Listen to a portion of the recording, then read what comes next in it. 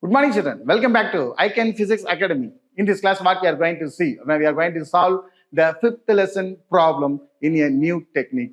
Let's enjoy the class.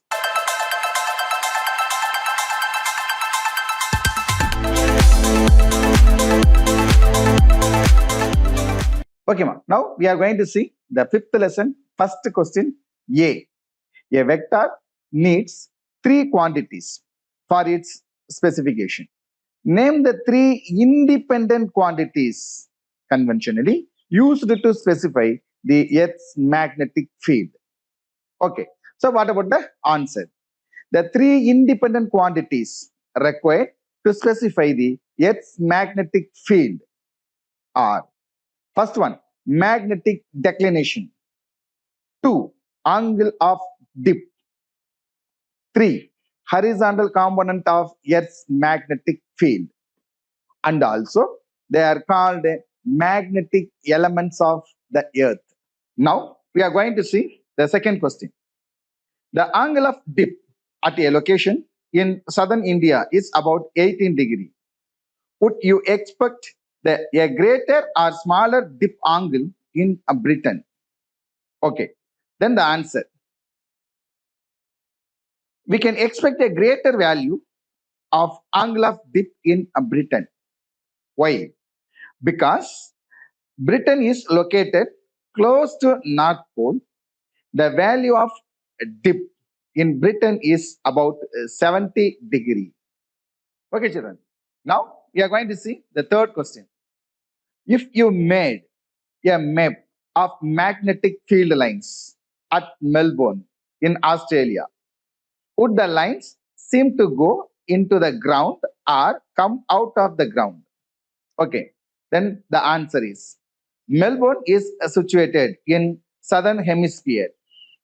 At southern hemisphere, the north pole of its magnetic field lies.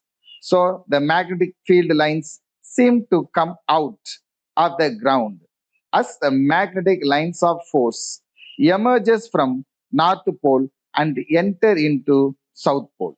Now we are going to see the fourth one.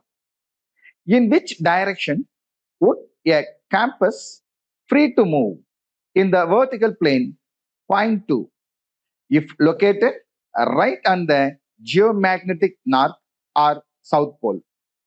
And the answer is, as we know that at poles, the Earth's magnetic field is exactly vertical.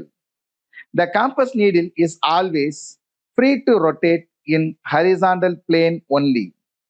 So, at the poles, it may point out in any direction.